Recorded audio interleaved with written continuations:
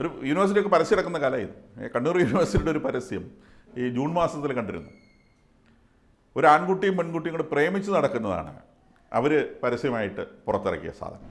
11ാം ക്ലാസ്സിലേക്ക് അഡ്മിഷൻ നേടി വരുന്ന വിദ്യാർത്ഥികളെ 12ാം ക്ലാസ്സിലെ വിദ്യാർത്ഥികൾ ആക്രമിക്കുന്നു എന്നുള്ളതാണ്. എന്ന് പറഞ്ഞാൽ നമ്മളുടെ വിദ്യാഭ്യാസ വകുപ്പ് കുട്ടികളുടെ മുമ്പിൽ പ്രദർശിപ്പിക്കുന്ന റോൾ മോഡലാണ് ആവേശം സിനിമയിലെ കാര്യങ്ങൾ. അതിൻ്റെ നായകനെ അവിടെ കാണിക്കുമ്പോൾ എൻ്റെ സിനിമയാണ് അവിടെ കാണിക്കുന്നത്. പെൺകുട്ടികളെ ആൺകുട്ടികളെ ആക്രമിക്കുമ്പോൾ ശാരീരികമായിട്ട് ആക്രമിക്കില്ല, കാരണം അത് വേറെ പ്രശ്നങ്ങളിലേക്ക് എത്തും. അപ്പോൾ അതുകൊണ്ട് അതൊരു പാട്ട് പാടിക്കലിലോ അല്ലെങ്കിൽ അത്തരം രീതികളിലോ ഒക്കെ തുടങ്ങുകയും പിന്നീട് അത് പലപ്പോഴും ആവശ്യമില്ലാത്ത റിലേഷനിലേക്ക് എത്തിപ്പെടുകയും ചെയ്യാറുണ്ട്. അപ്പോൾ ഇത്തരം പ്രവൃത്തികൾ നമ്മളുടെ ക്യാമ്പസുകളിൽ ഉണ്ടാവുന്നത് ഈ കുട്ടികളെ പഠിപ്പിക്കുന്ന അല്ലെങ്കിൽ കുട്ടികളെ പഠിപ്പിക്കുന്നവരെ നിയന്ത്രിക്കുന്ന കുട്ടികളെ നിയന്ത്രിക്കുന്ന സംവിധാനങ്ങളുടെ തലതിരിഞ്ഞു പോയത് കൊണ്ടാണ്.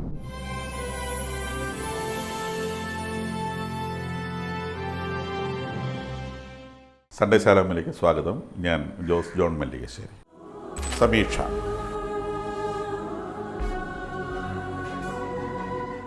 നമ്മുടെ വിദ്യാലയങ്ങളൊക്കെ തുറന്ന സമയമാണ് ജൂൺ ജൂലൈ. ഇപ്പം ജൂൺ മാസത്തിലെ സ്കൂളുകളൊക്കെ തുറക്കും. ഹയർ സെക്കൻഡറി സ്കൂളിൻ്റെ ക്ലാസ്സുകൾ സ്റ്റാർട്ട് ചെയ്ത് പലതും ജൂലൈ ബിഗിനിങ്ങിലാണ്. ഞാനും പല സ്ഥലത്തും ക്ലാസ് എടുക്കാനും ഇൻഡക്ഷൻ സെറിമണിക്കൊക്കെ പോയിരുന്നു. കോളേജുകളിലും ക്ലാസ്സുകൾ തുടങ്ങി വരുന്നു. ഈ സമയത്താണ് അഡ്മിഷൻ കഴിഞ്ഞ് പുതിയ കുട്ടികൾ വരുന്നത്. നമ്മളുടെ പല കോളേജുകളിലും റാഗിംഗ് എന്ന് പറഞ്ഞൊരു കലാപരിപാടിയുണ്ട്. ഇത് ഏറിയും കുറഞ്ഞും പല കാലങ്ങളായിട്ട് വിദ്യാഭ്യാസ സ്ഥാപനങ്ങൾ നടന്നു വരുന്ന ഒരു സംഗതിയാണ്.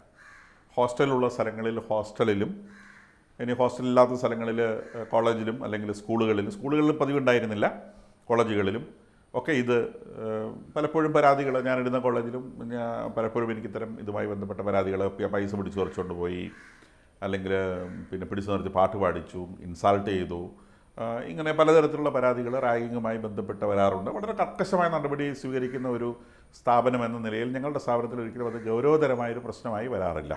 പത്രങ്ങളിൽ നിരന്തരമായി കാണുന്ന വാർത്ത 11ാം ക്ലാസ്സിലേക്ക് അഡ്മിഷൻ നേടി വരുന്ന വിദ്യാർത്ഥികളെ 12ാം ക്ലാസ്സിലെ വിദ്യാർത്ഥികൾ ആക്രമിക്കുന്നു എന്നുള്ളതാണ്.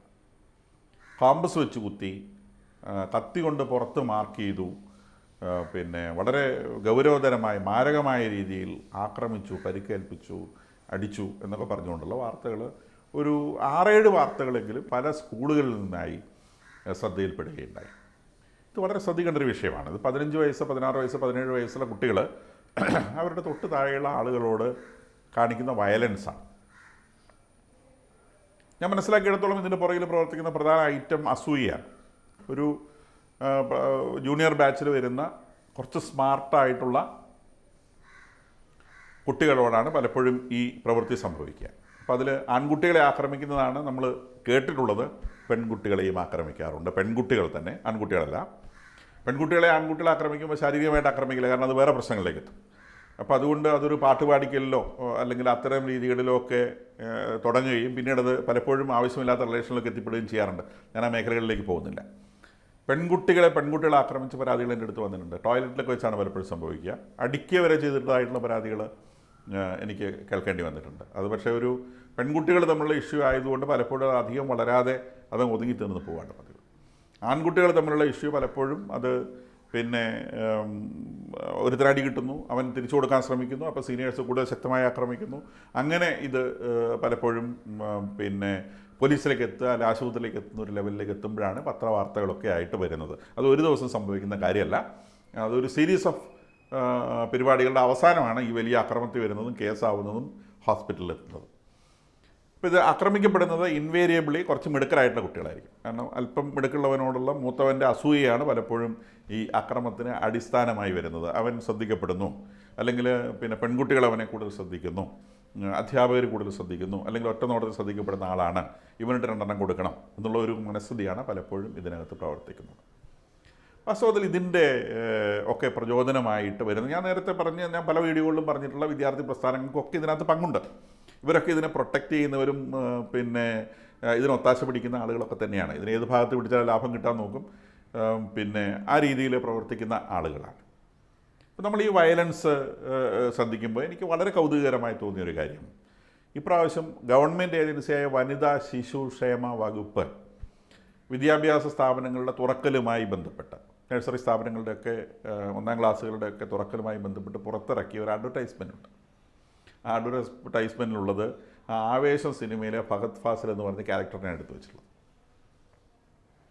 എന്ന് പറഞ്ഞാൽ നമ്മളുടെ വിദ്യാഭ്യാസ വകുപ്പ് കുട്ടികളുടെ മുമ്പിൽ പ്രദർശിപ്പിക്കുന്ന റോൾ മോഡലാണ് ആവേശം സിനിമയിലെ കാര്യങ്ങൾ.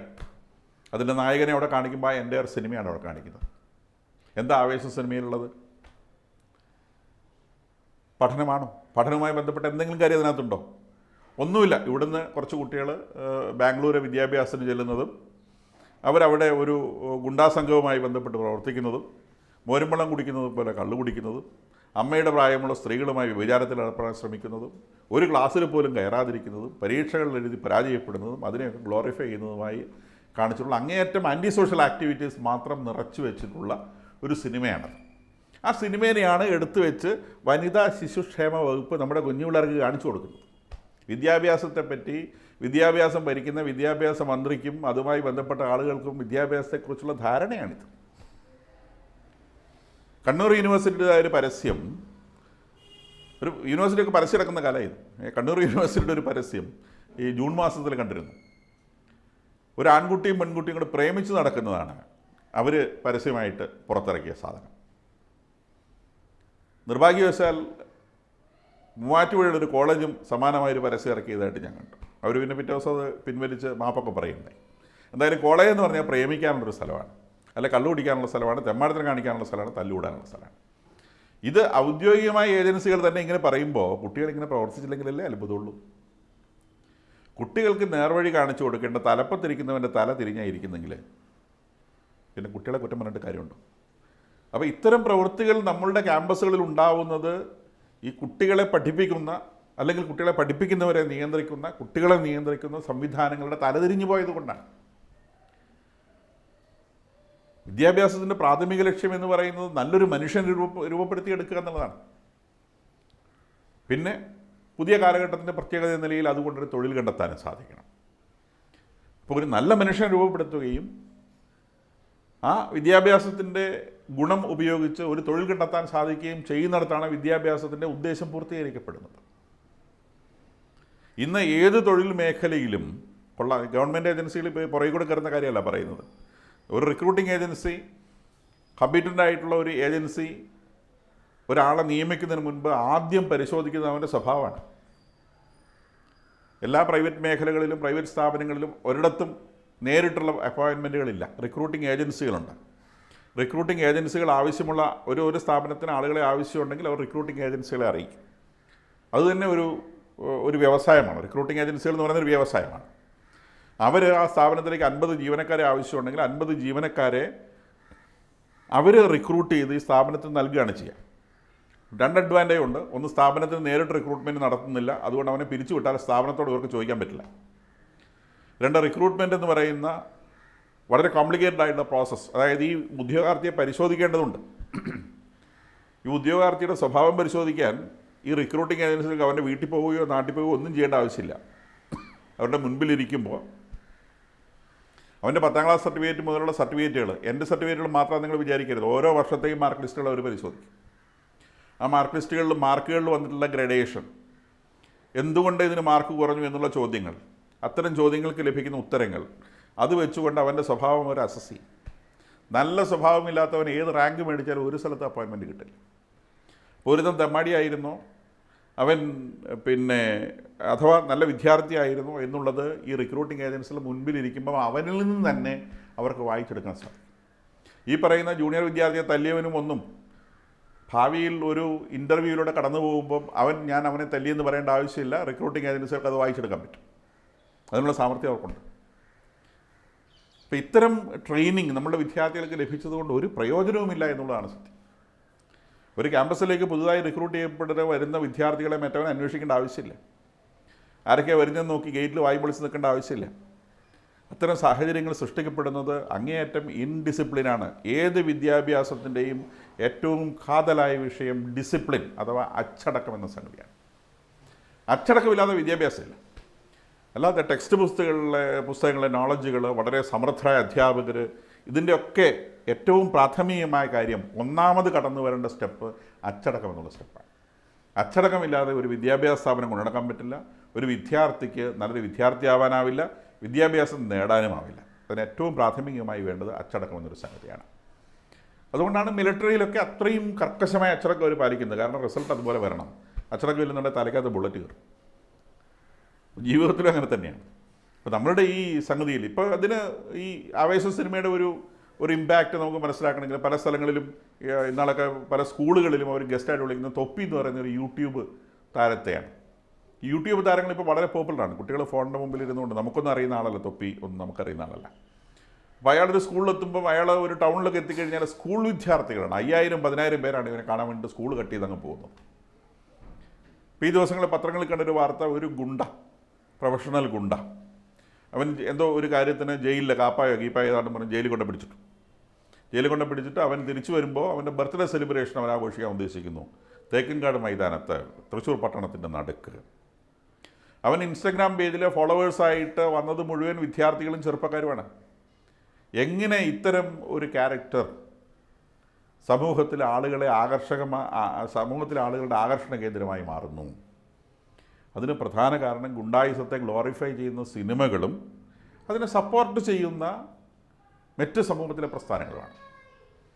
ഇത് സമൂഹത്തെ ഒരിക്കലും നേർവഴിക്ക് നയിക്കില്ല. നമ്മളുടെ കുട്ടികളെ സംബന്ധിച്ച് ഇന്ന് ആവശ്യത്തിൽ കൂടെ റിസോഴ്സുകൾ മിക്കവാറും എല്ലാവർക്കും, റിസോഴ്സ് മീൻസ് പണം, മറ്റ് റിസോഴ്സ് അല്ല ഉദ്ദേശിച്ചത്, ആവശ്യത്തിലധികം പണം ഒരുപാട് കുട്ടികളുടെ കയ്യിൽ എത്തിപ്പെടുന്നുണ്ട്.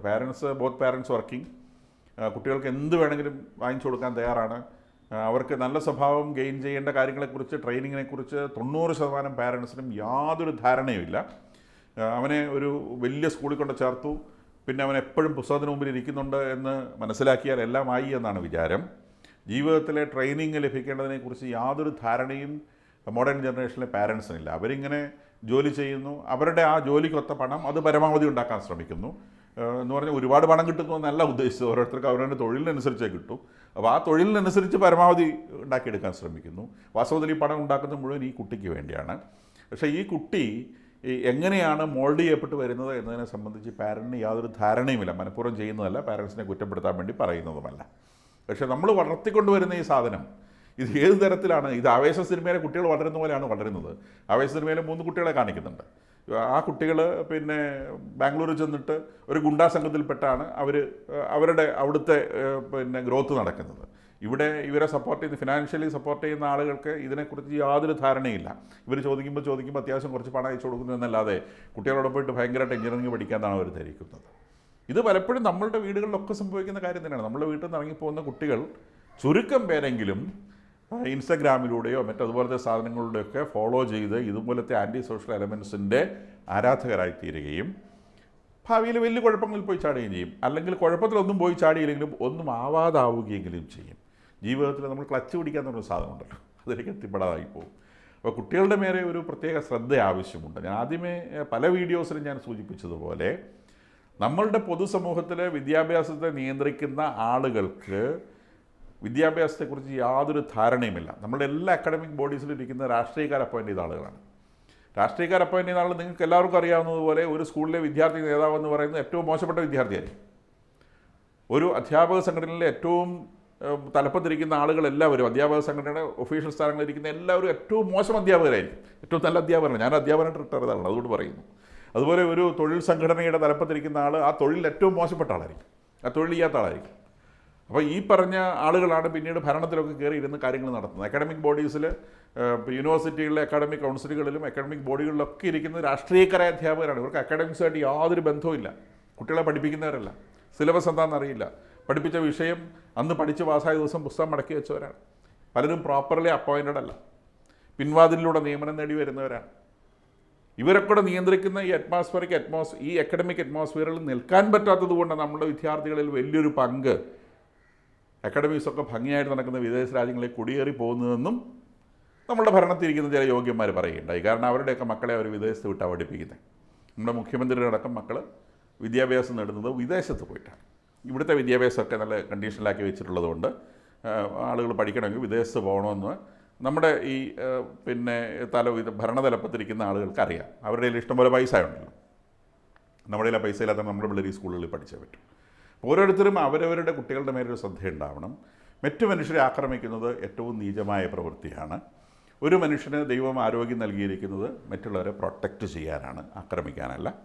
ആക്രമിക്കാനായി ഒരുത്തൻ അവൻ്റെ ആരോഗ്യം ഉപയോഗിക്കുമ്പോൾ അവനോട് തന്നെ കാണിക്കുന്ന ഒരു അബ്യൂസാണ് അതെന്നുള്ള തിരിച്ചറിവ് കുട്ടികൾക്ക് നൽകപ്പെടേണ്ടതുണ്ട്. അത് ഹോം എഡ്യൂക്കേഷൻ്റെ ഭാഗമാവേണ്ടതുമുണ്ട്.